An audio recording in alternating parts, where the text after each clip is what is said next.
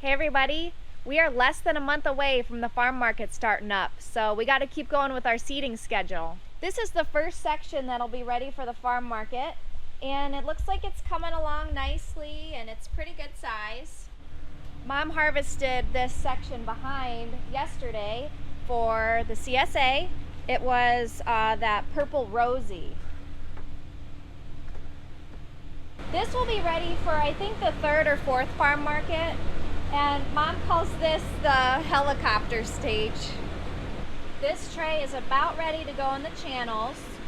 And then this is another little tray that's going to need some more time underneath our grow light here. And then today we're going to get another one of these Oasis sheets out and get some more stuff seeded. We also take down the tomatoes and cucumbers to the farm market. But for now, it's still going to the CSA. And yesterday, they took down 167 pounds. Your lettuce looks so good. Oh, thanks, sweetie. Yeah, it looks really happy. I've been really trying right now with the nutrient tank. Because you know how sometimes I don't get to change it as often as I should? Yeah. It makes a big difference keeping it cleaned out. So this last couple times I've done it, I've emptied the whole thing out, sprayed it down with our bleach solution that we use when we clean the channels, and then hose it out, fill it up with water, and then even before I put it to the channels, fill it up with water, empty it out again, and it really makes a big difference keeping it clean and keeping algae down. You want to see it? Yeah. Okay. You see? See all the algae gone? Yeah, it looks awesome. Yeah, it makes a big difference.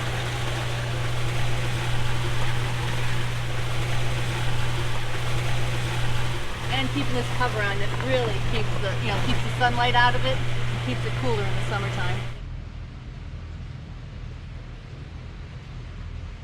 This is what I'm doing next week for yellowbird. This is leaf broccoli. This I harvest a little bit different. So instead of pulling out the whole plant, I take our scissors that we use for the microgreens and I cut it, kind of like what we do with the kale, and then put it in a bag.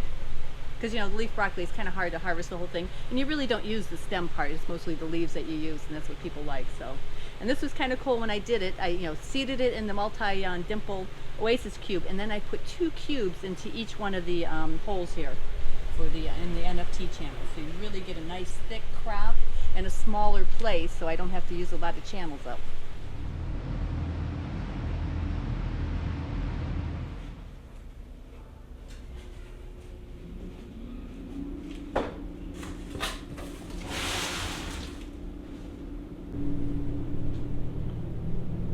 Okay, so a question I get all the time is what kind of water or nutrient solution do we use for our seeds? I just go ahead and use my lettuce nutrient solution because it's already pH adjust. I know you're not supposed to really put nutrients in when you seed them, but it's just easier for me, and I've been using it for years and I've been having really good luck with it.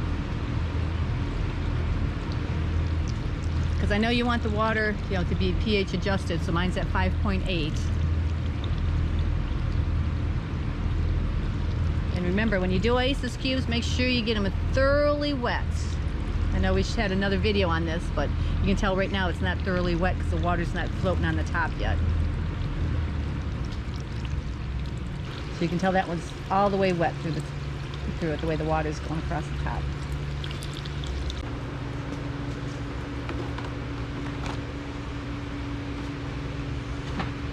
Keep everything covered, keep the algae out.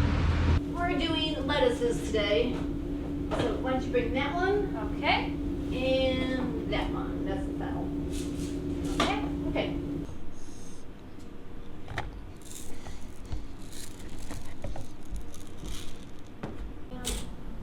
I want to take the seeds for you, baby. Okay, well, we'll get the seeds in a sec. I got my iPad here. I have a whole spreadsheet that I work out the day I have to seed for a certain market. So the first market starts on June 5th. So I seeded my lettuces on April 1st because I have to calculate the length of the day and how many weeks it takes for lettuce to grow. So it takes like 8 or 9 weeks in the beginning because you start in April and the days are so much shorter. Now I'm seeding today for the July 10th market, and it's an 8 week now. so it's lower. So as you go through the time frame, you have to shorten the time, the number of weeks, and then as you go later into the market, like when I start getting into the October dates, then you have to start to lengthen them up again because the days start getting shorter. I have all my different varieties, all my cultivars listed out. So I have all my lettuces, and then I have like the watercress and the greens, and then I have my arugula and the 5-star. So I have 3 different categories because sometimes, or the lettuce takes the 8 weeks, the other ones will take 6 weeks, and then the other ones will take 5 weeks. So I have to stagger it all out. Does that make sense? Yep. Okay. Yeah. So right now we're going to do all the lettuces for the, like I said, the July 10th market. It's easier if you take the Oasis cubes and break it apart. So when you're planting a whole tray, you can make sure when you're pulling them out that you're not getting the different cultivars mixed up. Because I like to keep all the bibs together, all the romaines together, all the leaf lettuces together. I don't like to mix them all up. Now you said you're trying a different Oasis. These aren't the multi-seed? No, yeah, this is the single cell one. Okay. And trying it out, and I've been having pretty good luck with it. So you use these for the lettuce seeds that are coated like that? Right. Okay. Yep. In order to find my dates and how many weeks it takes to plant everything, I do my notes, and I've started doing my notes here. And I have all my different types of cultivars, and it just shows when I plant them and how long it takes. Like, let's see, let's do concept. So I started this back in 19. So the day I seeded it, when I harvested, how many weeks, and if it looked good. So I've been doing my notes. So I go back to my notes to figure out the time frame of when I seeded stuff and how long it took, and if it looked good or not, or if it needed more time. So that's how I'm able to judge my seeding schedule there. Okay, when I get over here, you can help me, okay? This is You okay there? Okay, good. Can you hand me the marker? Thank you. And today is the 12th. 5/12. And this is Rex. 2 more beads. And that is for, July. So it's for the 7/10 market. 2 more. yeah. A couple. Okay, and it's this section here, boys, that we're working in. Over here, Barrett. Over in this section over here, yeah.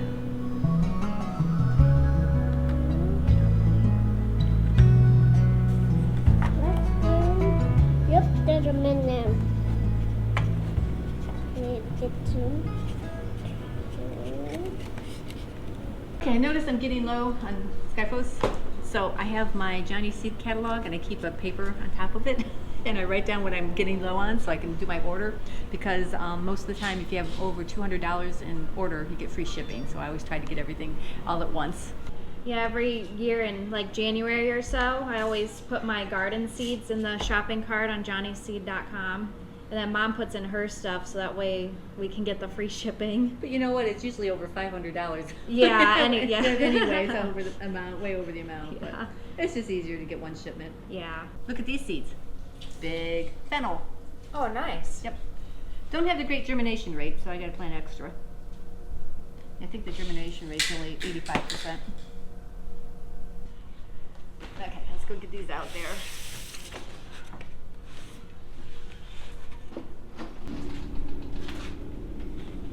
So right here.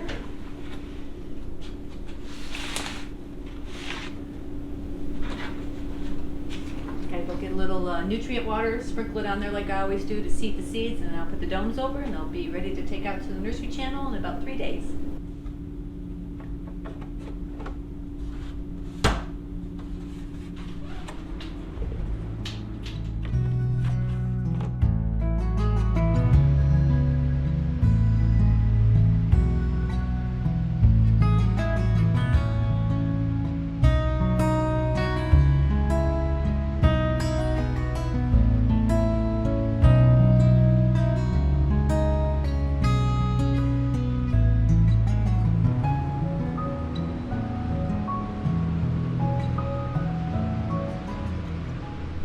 Well, I think I'm gonna finally get these cherry tomatoes into grow bags because Dad got all of the bobbins finished hanging up along our new line down here in the high tunnel.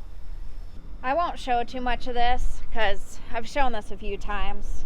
I'm just gonna use those same grow bags and use the perlite vermiculite growing medium And I loved all the comments on how I should mix up the growing medium, like the cement mixers and the paint mixers, so maybe someday.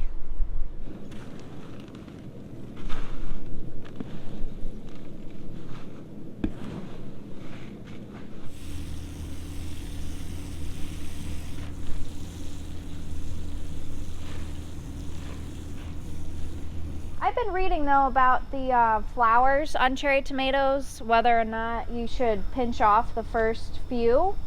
And I think I'm going to try it because the theory is it'll help them put more energy into the roots and into the plant itself, and then in the long run you get more tomatoes.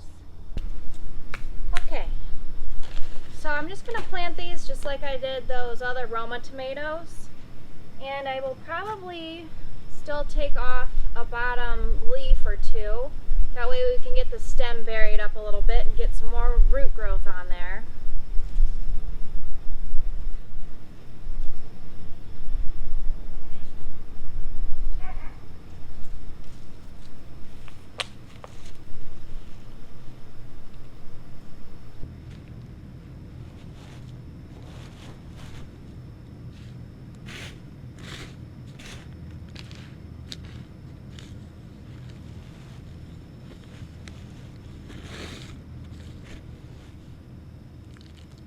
Only a few of them have the flowers on, so I think I am going to try just pinching them off and we'll just see what happens.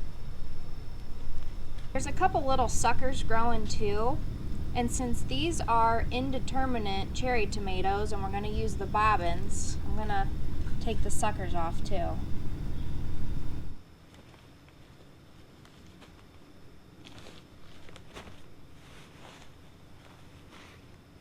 So I planted these exact same varieties of cherry tomatoes for my garden in the soil.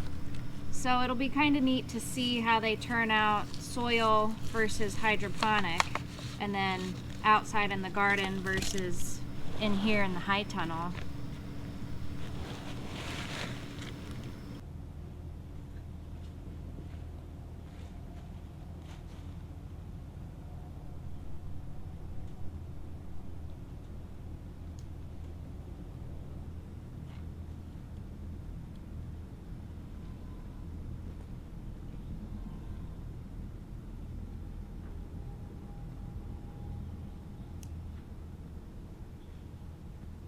It's still kind of a construction zone in here for now, but Dad decided it'd be better to get the injection system set up for the main greenhouse first, and he's actually in there right now working on it.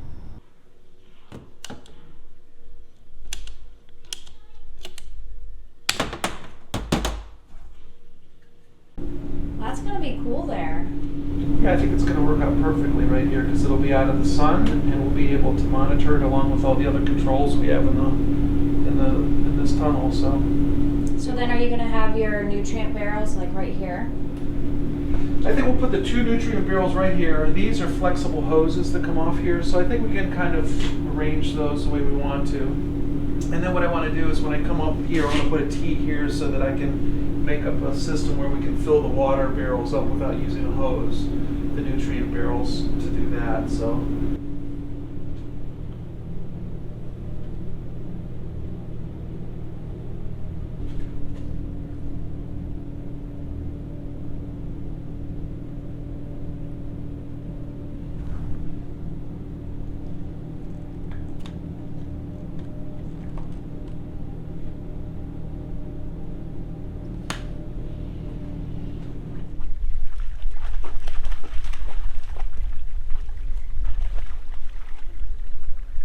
We found some mushrooms that just popped up the other day, and we haven't picked them because there's really not a whole lot of them that we found this year, but I'm kind of happy we found a couple. There's another one over there. Here's another one.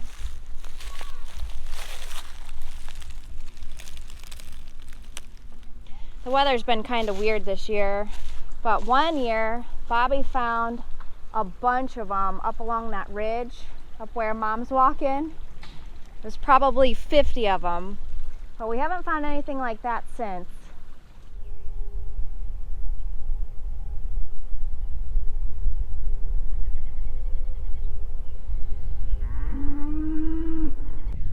calves have been born, and we ended up with 8 of them. So the other day though, they were down here by the river when we got all that rain, and then we got the flood warning.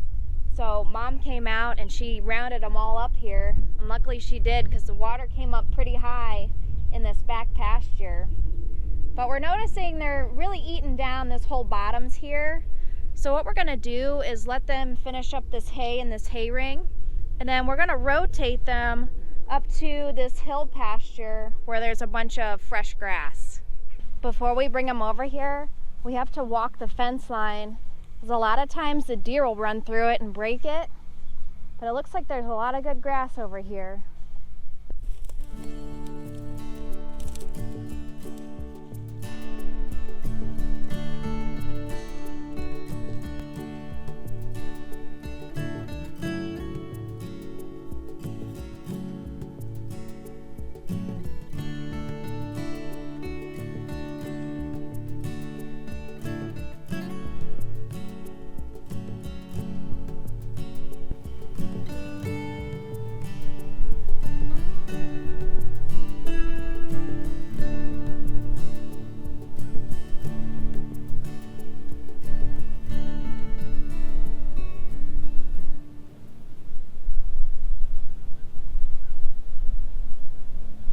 It's good over by the pine trees over there, but it's gonna need tightened up a little bit. Other than that, it looked okay.